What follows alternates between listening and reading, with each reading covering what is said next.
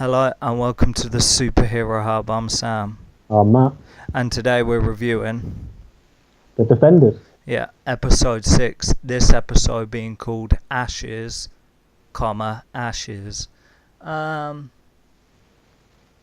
yeah, we kind of the pieces are starting to get slotted together in the sense that I guess Stick kind of figures that they want Rand, they need him alive for a purpose, you know what I mean? Because it's like they're playing games. They could have just killed him and had done with it, but now they realise actually they may need him. So while everyone else is expendable, as long as he's alive, they can flex. Yeah, I mean, and I think it was clear from that scene a couple of episodes ago when he went into the Hand's office, wherever that was. Midland They Circle. clearly wanted him alive. Yeah, with the whatchamacallit guns. So yeah, they kind of Danny don't like that and starts proverbially freaking out until he is knocked unconscious, to which is kind of taken.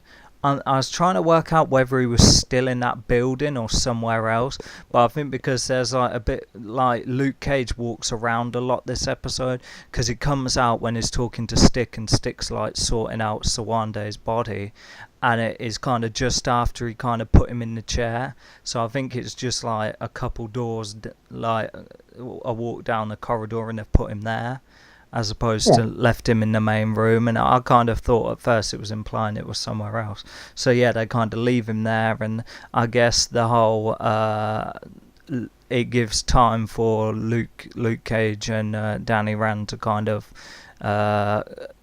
bond, as it were. Obviously you've got the kind of professionalism ish between Jessica Jones and Matt Murdock. I guess him being a lawyer and her being a detective, there's a kind of intellectual bond between them, if you know what I mean. So they go off to to the guy's house, the architect's house, and they're kind of doing their stuff there, and then he goes and plays the piano, and just like anyone could have found that if they lifted the thing up. It weren't the best hiding place. Yeah, but no one. Who's going to lift it up though? Really? Yeah, well, I don't know. But yeah, you'd think it was in a safe or something, but maybe it's one of them things that no one thinks about. Maybe a safe's too obvious. That Matt Murdock seemed to be what? Why did Murdock figure out, and not Jessica Jones? Like, she's the detective. Yeah, but it's smart anyway. I know he's smart, but he's a lawyer. Like, it's his job to prosecute. But I'm not angry about it. I just think in that scene, in that moment, it would have made more sense for it to have been Jessica Jones, as she's the detective, to do the detective work and find the thing. Yeah, but he's a detective in the same sense as Batman. It's one thing to just go out and listen, but he's got to like put pieces together. It's like if he roughs up a guy, he's got to, you know what I mean? He's got to, you know, put the pieces together from A to B to get to like Kingpin. You know what I mean? I suppose. Yeah. So yeah, I guess Danny and Luke are kind of getting their stuff together. Elektra kind of wakes up in Matt's house. There's a little flashback and stuff like that, trying to pull on the emotional heartstrings of all the people who want to see them together, I guess, where she's like on the sofa. And at first I thought it was present day. I was thinking, it's like she's moved from the bed to the sofa and changed her clothes. But obviously it was a flashback. So she kind of finds a little thing in the Bible of where she's buried, I guess. So she goes there, and you got Alexandra going on, you're a different person. The Hand, I mean, they stumble across Sowande's head, and then you have all their dynamics where they're like discussing how they've screwed each other over the years, and how there's been coups, and it's like I think Alexandra goes to go, it's like you were leading them. So they've kind of, while it's kind of interesting that they're kind of all five of them have been together, they're like the main fingers of the Hand, but I guess they've screwed each other over quite a lot over the time they've been together as well. So it's good. You'd think that the five of them just leading it would be fine, but I guess they're trying to get like the supreme leader position. I guess Alexandra's supreme leader, as it were. It feels like they want to have their cake and eat it too, though. It's like with Gal, where in the early seasons, especially of Daredevil, she seemed like this very powerful woman who even the Kingpin was kind of scared to annoy, and then she's been subservient to Alexandra in this show, but then they don't want that to seem the case too much, so now they're trying to build up this whole coup thing, and yet they've still got one big leader. I think it plays into what I'm probably going to get into later towards the end review. The villains aren't doing it for me. No, well, I have no opinion on that. Really, it's like then it's not really a big thing of like a villain. That's why like that's my problem though. Most of them are just there. Really, it's about getting them together in a team for the first time. So then it's not like the next time they don't have to bother with the whole getting them all together because they're already on the same page. So they just brought in some. The thing is, in Netflix, in the movies, in the Marvel movies, yes, but in the Netflix shows, it works differently. They have been about the villains. Yes, singularly, but now when they're together. TV show or not, it's faltering because of the villain to me. Might as well cut to the chase now. Elektra kills Sigourney Weaver, Alexandra, and who cares? You know, it's a waste of Sigourney Weaver. We've got this big movie star, or at least she used to be anyway, on a nothing role. She gets her head cut off, and so what? Who cares? We know nothing about her, except that she's lived for a long time, and she had cancer, and now her head's gone. Boo-hoo.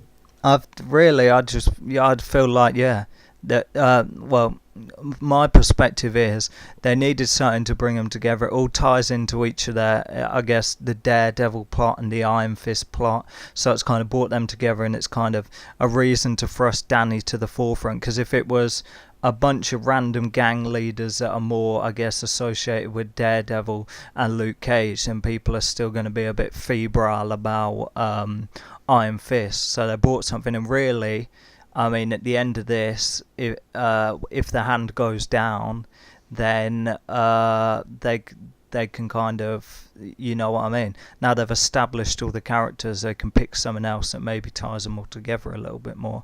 Whether it be a criminal organisation or like a rogues gallery, like 4 of their biggest villains come together, like maybe the Steel Serpent. Don't know that much about Jessica Jones and Luke Cage, and I guess yeah, but his is dead. So I'm saying apart from him, that's the point I'm trying to get across. And then I guess Bullseye's got to come into Daredevil at some point. You know what I mean? So yeah, as you say, Alexandra gets killed at the end, and Natchios takes control of the hand. All of them have been squabbling for years over being supreme leader, and she just like one juke and it's done. Stick gets done in as well. It's interesting because they've kind of, for me, I feel like they're focused a lot on Luke Cage's weakness. I mean, you see him getting slapped around a bit by them, and kind of how Stick knocks him out and stuff like that. So they've kind of, I feel like to me, they've highlighted that, you know, he's got unbreakable skin, but there are a lot of ways that he can be taken down as well. Oh yeah, I think they're trying to avoid possibly the Superman effect of like, why does this dude need all these other people? Yeah, but I mean, with anything like that, there's, you know, kryptonite, but is also very resistant to magic and stuff like that. So people who have actually read the books know that kryptonite's not the only thing that takes him down, and in this sense, you know, giving him a whooping around, there are smarter ways to take Luke Cage down, as in knockout gas and stuff like that. Let's talk numbers. Again, I think I'm going to stay consistent, 7.5, but I don't think it's terrible. From a Heroes for Hire perspective, I think it probably pleased a lot of people. Okay, well, maybe, but it's just them sat in a room talking, isn't it? They're not really up to much. You know, I'd much rather, I know they said they're not going to do it, but I'd much rather watch their team-up show than another season of either of their show. But for this, it was okay. The show was fine. Did you actually watch all of Luke Cage? No, I watched one episode. Oh, okay. Which was better than any episode of Iron Fist I saw, so I'll give them that. Yeah. But I think it's fine from a team up perspective. It's fine. It's just what they're fighting for me so far. Not up to. Although the very end was cool. Yeah. So yeah, I'm gonna give it an 8.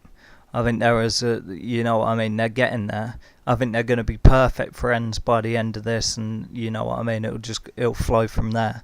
I'm Sam, I'm Matt. and we'll see you for the next one.